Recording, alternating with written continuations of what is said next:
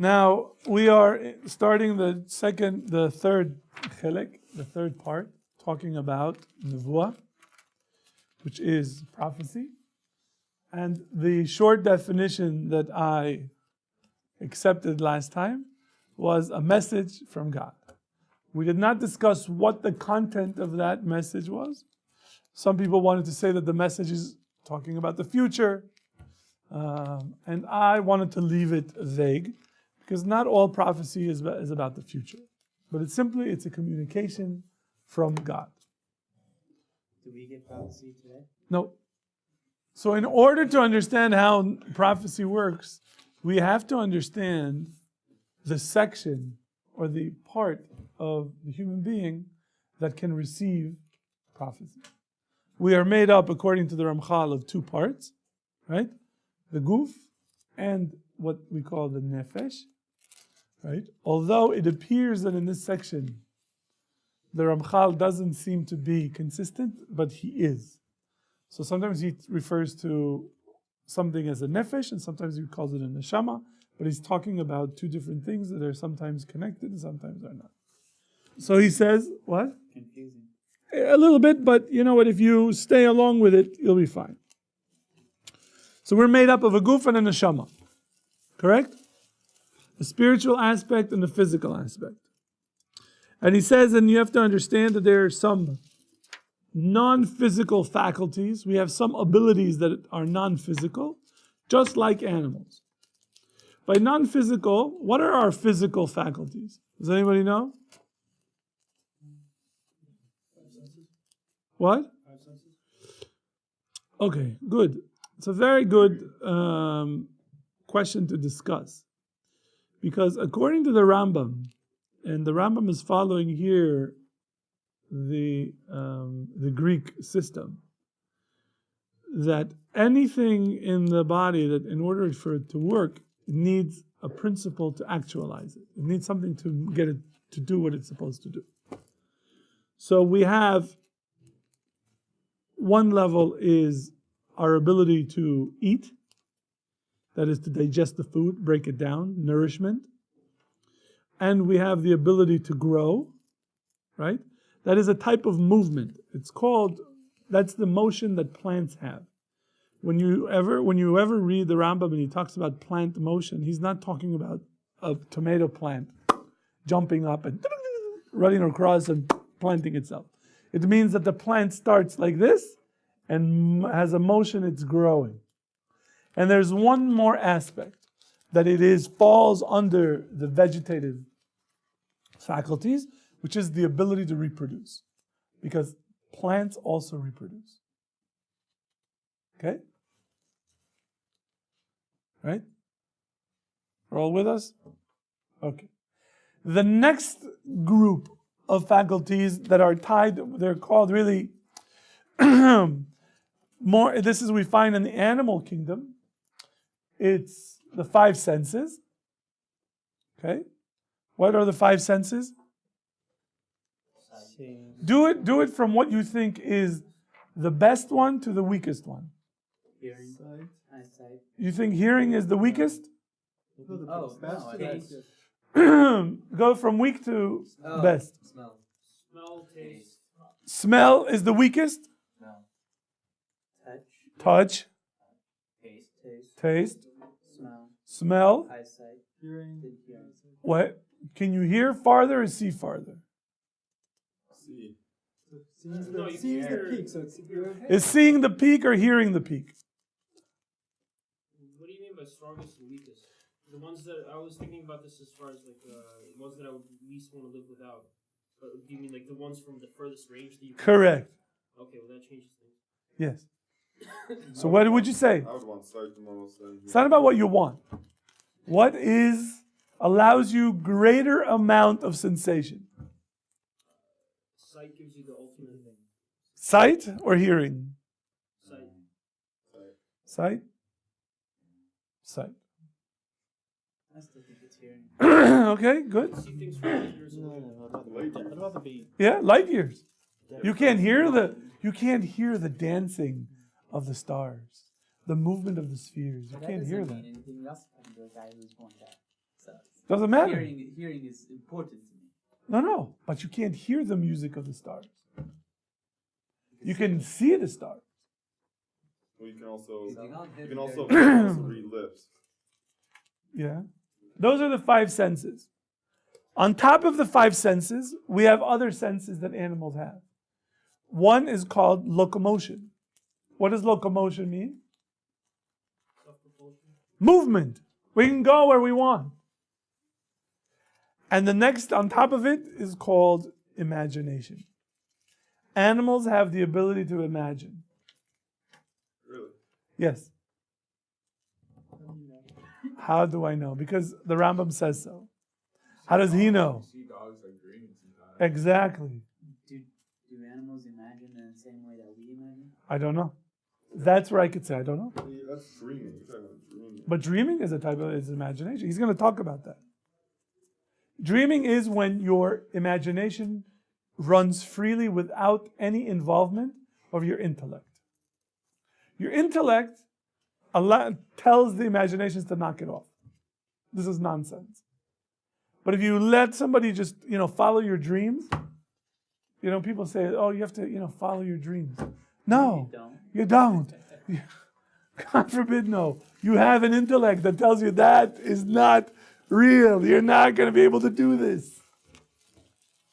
Because Ben, gravity is not just a good idea. It's the law. We can break laws. Yeah? Try it. Go right ahead. You can break a law. Try to break the laws of gravity. Follow your dreams, be an astronaut. So listen to what he says. So he says there's an aspect of the Nefesh in human beings that is exactly like the level of animals. That is useful for feelings, sensation, hargasha is sensation, and haskala. Haskala is acquiring information. Okay? So he says, in this aspect, this nefesh, in all living beings, he says, hu mitziut echad dak me'od. It is something that is very, very fine. Very, very difficult to grasp. Okay? If you try to figure out, are we talking about something that is physical? The answer is no. But it has a connection to the physical. And it's very hard to figure out what it is. And he says that this is something that is found in the zera, in the semen, and that really we could say, and there's a way to say that, I don't know if it's completely accurate, but for example, when I was at NYU, we had a seminar on Aristotle and contemporary genetic theory. And to try to figure out, can we use contemporary genetic theory with the model that Aristotle presents? And the model that we find in most Jewish texts is very similar to what we find in Aristotle. Because he describes that you have this concept in the semen, and it spreads from there and develops the body according to its species, which sounds like the DNA. It sounds like the DNA. Now, the DNA is physical.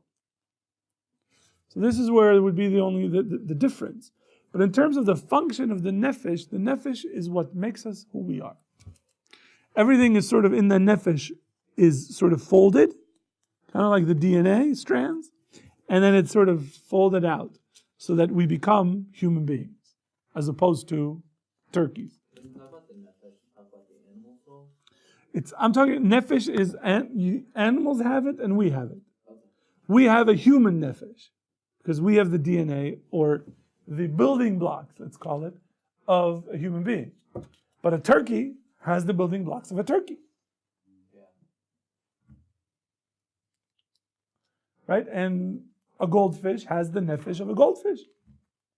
There's a nefesh of a Behema, yeah. Is that what we're talking about specifically? No, behema is domesticated animals.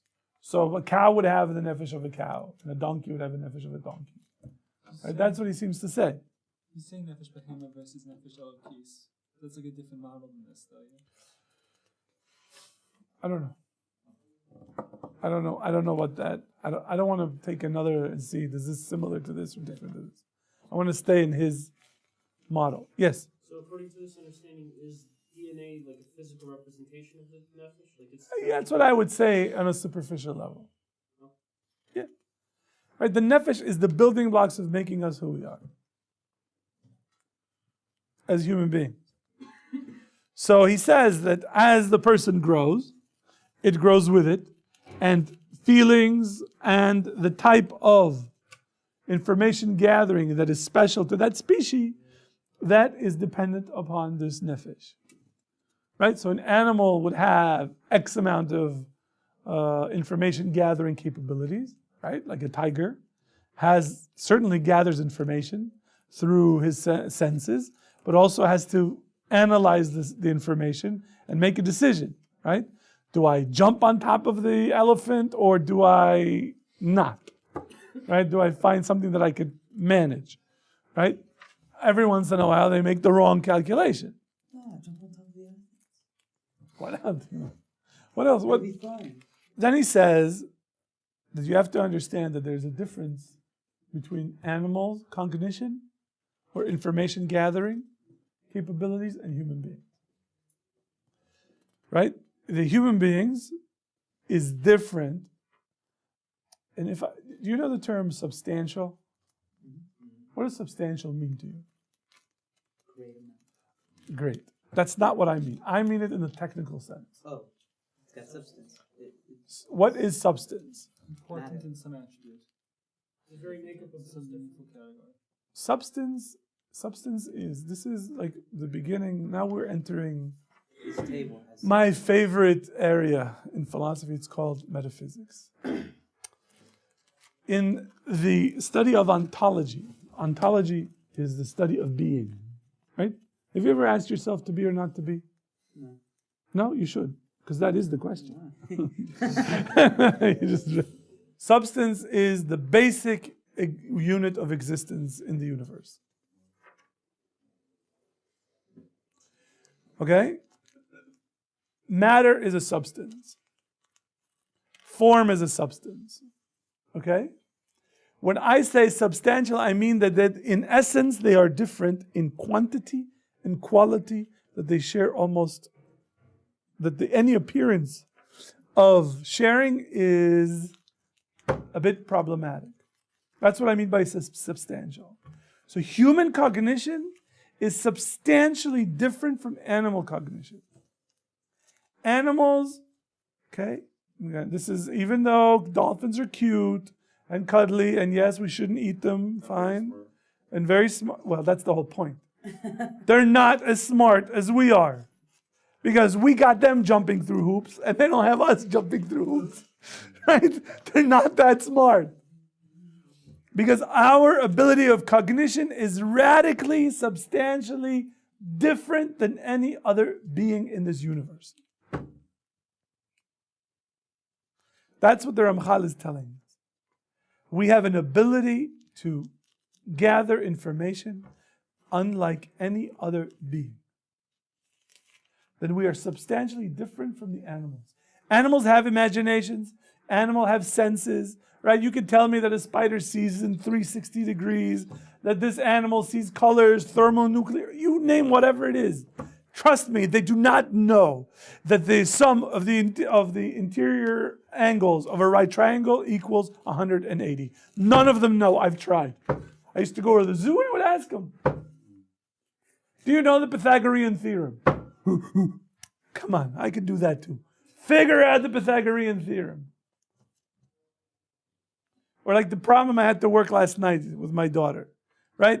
There was a factory that sells grain, and they sold 25 and 5/6 kilos of grain on the first week, and 6 1/3 less than that the following week. How many did they sell in 3?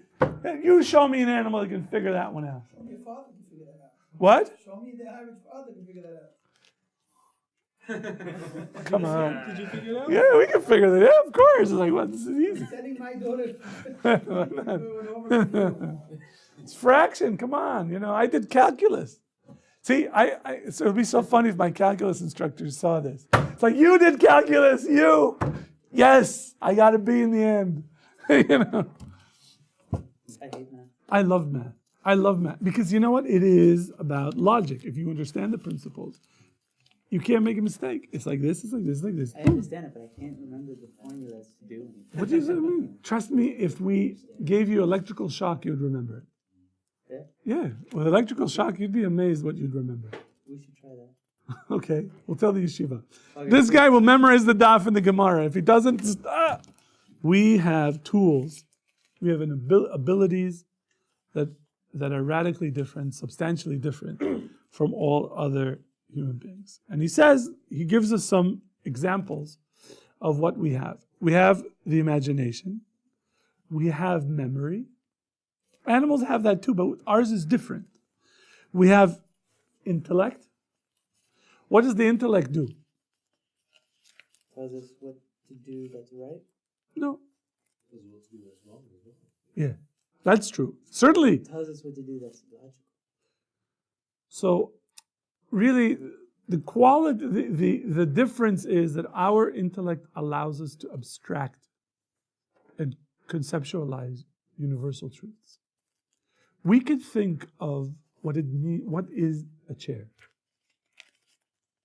We could look at, if you close your eyes and you can imagine different types of chairs. And you'll go through your mind, you could go through hundreds and hundreds of chairs. But that's not what a chair is. If I ask you, okay, so what is a chair? And you would say it is something that people sit on, right? That's what everybody says. And then you say, oh, really? So what is a table? If I sit on a table, does that make it a chair? What would you say? No, why not? Why isn't it a chair? What is a chair? Yeah, but what is it? It's a piece of wood with 4 legs. What about- back and Does it have to have a back? It's a device meant for sitting. well, if A it's device made for sitting. That's what it is. That is, you understand the function of the item that I'm asking you about. That's what Plato says. That really, if you know what something is, you know what its function. And if you know what its function, you could tell if it does a job well or not. So if I ask you, bring me a good chair, would you bring that? This one. yes. Yes? Would you, Bernie? This one. Yeah? Because you'd say it fulfills its function, right? But if this chair was a little wobbly, would you say this chair fulfills? It does so, but not in the best way. And if I asked you what a dog is, what's a dog? Fish. Fair, that's a dog. Not a dog. A dog. That's for Arav Bouton. He says dog. So, what's a dog? Best friend. A what? Best friend. A best friend. Loyal servant. A loyal servant. Yeah, right. Not a cat. No, think about it. That is your mind. You can close your eyes, go through all these pictures of dogs, right? And you'll say it's a 4-legged animal. And I say, yeah, what if it has only 3 legs? Is it no longer a dog? You say, no, it is a dog. What if it has only 2 legs? Is it a dog? Certainly it's still a dog. It's a crippled dog. It's an unhappy dog, but it's a dog. Having 4 legs or not, that's not what makes it a dog. What makes it a dog? It has dogness. Right? It has something that the essence of a dog. What is it? If we spend enough time talking about it, you will come up with a definition of what a dog is. You will. What if I Googled it? What? What if I Googled it? Would I get a definition? I don't know. No, because all you have is specifics. And any definition could have a possible exception. You define a bunch of specifics and we say something that has these qualities, yeah? Yeah? Do we do better than that? Yeah, we could probably do No, better. because by a man making like a chair, because we made it, we can say what its function is. But by a dog, what's its function? I'm not asking, no, this is the thing. Not all definitions are functional. Some definitions are essential. Give me an example of an essential definition that isn't functional. You tell me what it is, not what it does. What's an example? It's not just a specific. I don't know what that means, that it's not just a specific. I don't know what that means. a case, we say things which are similar to this case. We hold up a dog, we say anything that looks more like this than any other animal, we're going to call it a dog. We have some reference dog. Like a wolf? Then that would mean that a wolf Right, is a but dog. compared to a dog, any wolf, compared to a dog and a wolf, looks more like a wolf than it does to the dog, so we group it with the dog. What if you have a wolf dog? It's huskies look a lot more like wolves than schnauzers look. Then wolves. Compared to a wolf dog, then you say let's Think about the one special quality of dogs compared to any other animal. They're to be domesticated to Really the close point to the same animal. where it can be totally Great Dane and subservient Terrier. to someone other than The same animal. They can reproduce. Okay. Another animal can be too. We do this. Okay. I just don't want to. I don't want to get into introduction to Canine 101. no about definitions. But the point is that we have an ability to sit and talk about these things. And trust me, killer whales don't sit and go, okay, seals. What is a seal? Is it one flipper? Is it 4 flippers? Is it 2 flippers? What do you think? Now, what is sealness? Okay, so we understand that. And we have ratzon, which is a will. Do animals have a will? What do you think, Jacob? What? Kind of? Don't know. Do they have a will? Yes. Gerbils. They go somewhere, so obviously that's their will. If they start walking somewhere. No, see, that's what I was. Did you hear what Alex said?